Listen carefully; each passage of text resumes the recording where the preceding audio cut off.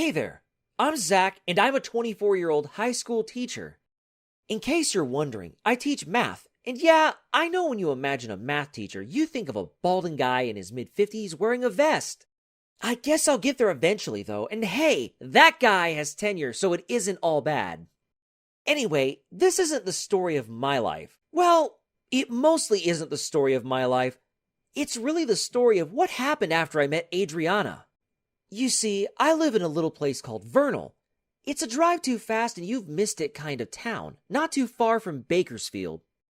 People don't really move here, and even if you don't know everyone by name, you probably know their face. It means new people in the town outside of the holiday season stick out a lot. So I spotted Adriana weeks before I ever really met her. She swept into my life like a tornado of color, loud and alive, in a way that stopped me in my tracks in the middle of the grocery store. Literally. And I do mean that. She nearly ran me down with a cart while she was distractedly chatting with Mike, a 17-year-old kid from my AP math class who worked weekend shifts and was staring at Adriana like he'd just seen sunlight for the first time. She'd barely apologized, and I'd already planned the rest of our lives together. We'd have a dog and a cat and however many kids we could afford. And then she was gone. To pick out some tomatoes, I think. So when my landlord Jack called and said he'd found a new tenant for the spare room in my apartment, I never expected it would be her. She arrived on a rainy Saturday afternoon, dressed for summer and directing the movers in a rapid combination of Spanish and English.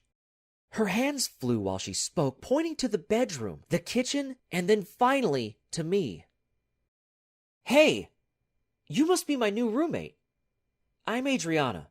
I'm new to Vernal, but I just totally fell in love with it, you know?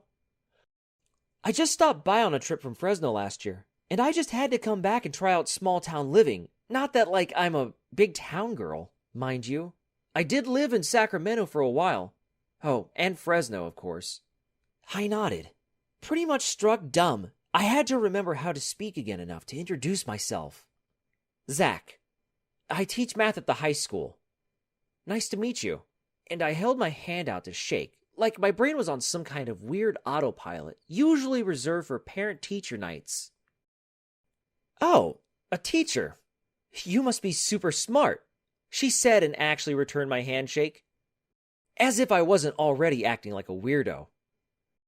"So, you have to promise not to think I'm, like, totally strange or creepy. I mean, I think all of us can be a little strange, but whatever. Anyway, I'm actually working at the funeral director's. I do the arranging stuff. It can be so stressful, I tell ya. Funerals really bring out the worst in people. I'd become one of those bobblehead toys or drinking bird statues, nodding along with everything Adriana said while stuck in this weird limbo of wanting to spend time with an attractive and seemingly nice woman, and also wanting to escape to my room for some much-needed silence. The introvert's eternal dilemma. I was saved by the sound of a box crashing to the floor, which sent Adriana into an immediate panic and provided enough time for me to make a well-timed exit into my bedroom. By the time Sunday night rolled around, I was more than ready to get out of the apartment and spend my day doing some quiet hours of marking between classes. I needed to escape to the privacy of my corner classroom. Adriana, well, she was incredible. Lively, friendly, and only half-dressed most of the time. I'd never felt so anxious and excited at the same time. Zach!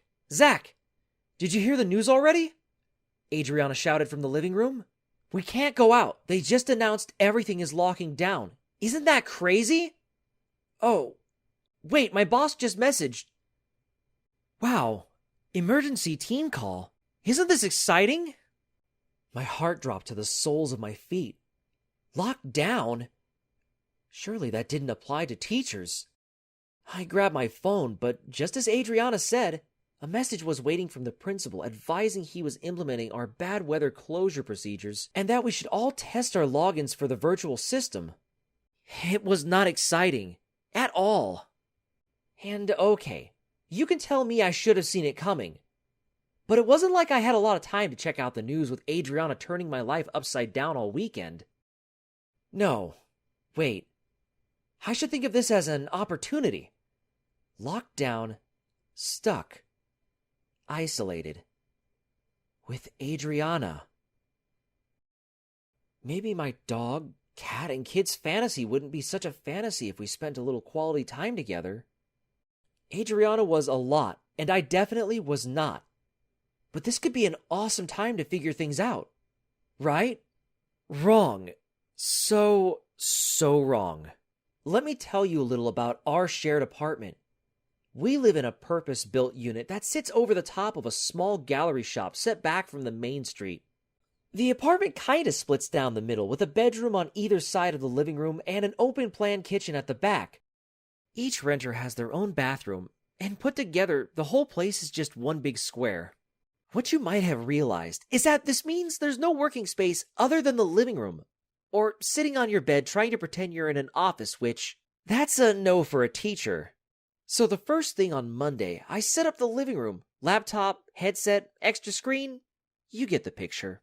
I had just finished and was testing the virtual classroom when Adriana stumbled out of her bedroom, dressed in what looked like a very large t-shirt.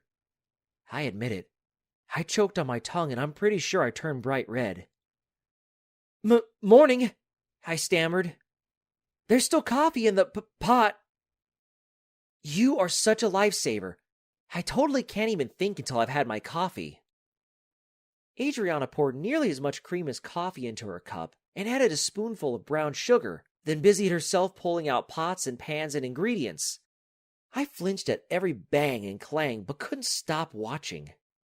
You want some eggs? She called over. I have this amazing recipe from my mom. And I know you're thinking, how can eggs be special? But the secret is totally in browning some butter before you do the scramble. It's heaven on a breakfast plate. Guaranteed. Yeah, thanks. Eggs were a safe topic, right? I checked the time and realized I had class due to start in a few minutes. I have class soon, so I'll just do that, I said. I put on my headphones and launched the virtual classroom space, watching as the kids trickled in virtually. Attendance was low, which I kind of expected. But after running through how the class would work now, we were moving online and I thought I had everything pretty much handled. Right until I saw some of my students grinning in the background. Confused, I paused speaking and looked up to find Adriana leaning over my shoulder. The plate of eggs on toast was balanced precariously on her hand as she examined the virtual classroom. Eggs are all done, she said, with a wide smile on her face. I was flustered and surprised. I could already see kids picking up their phones to take photos of the screen. I tried to grab the plate and managed to knock it to the floor in a spray of hot butter, egg, and bread. I'm so sorry, I began and jumped to my feet. The cord on my headset was caught as I stood, and it yanked hard before springing away and clattering to the floor to join the eggs. I swore, loudly and inappropriately, and my class on the screen fell apart laughing. I slammed my hand onto the end class button without another word, and stared at the disaster surrounding me. "Hey, what a mess!" Adriana scolded. She grabbed a cloth from the kitchen while I quietly panicked. The whole school was going to know within minutes, if they didn't already. It was hard enough being a young teacher. Now I'd be fodder for the latest gossip. Adriana, I'm really grateful for the food and I'm sorry I ruined it. But you can't do that. You can't interrupt my class. I'll clean it up. Sorry, Zach. I really just thought it would be fun to see the kids and breakfast was made. I promise, no more. I'd like to say Adriana kept her promise. She was so contrite about the accident that really I thought it was just a misunderstanding. But that would be a lie. Over the next week, various accidents, interruptions, and incidents happened.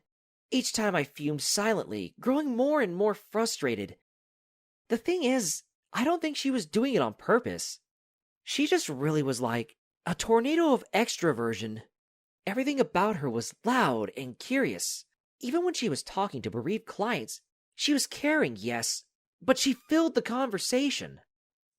It almost felt impossible to deliver classes with the sound of her scolding a supplier or any one of thousands of noisy activities.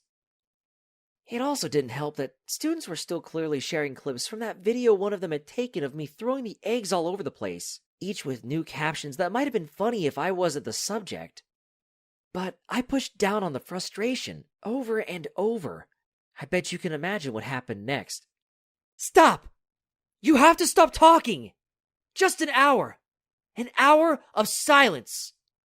All my anger pouring out in one hateful burst because, and this is the most embarrassing part, Adriana asked me if I wanted a coffee. I'd like to defend myself by saying that it was the third time she'd repeated the question while I was trying to finish off the last page of grading. But if I'm being honest, it was just a chance to finally let loose. Adriana looked hurt. Then her face went red. And then she looked furious, like she was swelling with angry words. I backed away, but it was too late. I couldn't take it back. I expected an explosion, fire and brimstone in Spanish. Instead, she packed up her laptop, walked to her bedroom, and slammed the door shut behind her. Silence. The thing I had wanted more than anything in the world in that moment. A better person would have apologized straight away, but not me. I'd nursed my irritation for days, so I worked on for a while, though I was too distracted to finish anything. I'm not saying I hid, but with my temper beginning to cool, I decided to grab a sandwich and watch a movie on my computer. Eventually, I heard noises from the living room, the clanking and rattling I associated with Adriana, and decided that maybe shouting hadn't been the worst idea after all. I was proved wrong when I got up the next morning. All that clattering I'd heard, it was for this. Electric blue tape marking a dividing line through the living room and kitchen. My side had generously been provided with a complex arrangement of half the fridge and sink. The cupboards arranged so each of us totally had separate cups, plates, and so on. It was impressively thorough, and instantly enraged me. Only Adriana could be so well organized in chaos. It was early, but with Adriana's revenge in sight, I didn't try and stay quiet, making a single serving of coffee and fixing a bowl of cereal at maximum volume. Adriana emerged in a cloud of irritation that matched my own. No good morning, no offer of breakfast. She perched her laptop on the coffee table on her side of the room and pointedly ignored my existence. I might have apologized if the tape had never emerged. Now I too was stubbornly silent, shooting resentful glances at Adriana while I put my workspace together for the day. It was so quiet in the apartment that when her phone rang, both of us jumped. "Adriana speaking," she said, then went very quiet. Her face turned pale as she listened. "Okay, that's a lot of people. I'll get right on it." She hung up and almost immediately burst into loud, messy tears. I admit it. I panicked totally. "Are you okay?" I ran over and she threw herself against my chest. I patted her on the back, tentatively at first, but as she settled against me, I realized the way she fit in my arms was kind of nice. "What can I do?" I asked. This time she sniffed a little and mumbled something into my chest. "What?" It's just a lot, doing the work I do with everything that's happening," she said. Sitting back and wiping her face, I could have hit myself for being so awkward with her. While I'd been getting mad about these noise and accidents, she'd been dealing with sadness and loss all along. Man, I was the worst. "I'm sorry." I took her hand, the perfect image of the dog, the cat, and however many kids floating in the back of my mind. This could be something. I was just stuck in my ways, but Adriana, she could help me be different. "I was really rude to you yesterday. You're amazing, you know? You do this awesome hard job, and you stay so bright and positive." "Really?" she asked, and I nodded, wiping at her face. "Yeah, and I could get you some breakfast." "I'm sorry too," she exclaimed, then swallowed hard. Maybe sometimes it was a little on purpose when I was loud. I just think you're kind of cute when you're mad. You get this little frown line, and I just couldn't resist. I talk so much, but I'm just so bad with feelings." She smiled, and my heart leapt. This was it. This was my moment. I opened my mouth to confess, but what she said next stopped me in my tracks. "But it's just like you're my brother." I snapped my mouth shut so fast my teeth clicked. Anyway, I just keep talking over you. What were you going to say? You mentioned breakfast. She looked up at me. Yeah, you didn't do the dishes last night, so I can't cook. I lied. What? Her happy smile turned to a scowl. I can't believe this. I cleaned everything. You making coffee and that disgusting sugar cereal. Clean up your own mess. Adriana carried on in a mixture of Spanish and English that I tuned out. Brother. I'm just like a brother. Well, if she wanted to be treated like a sister, she had a big surprise coming.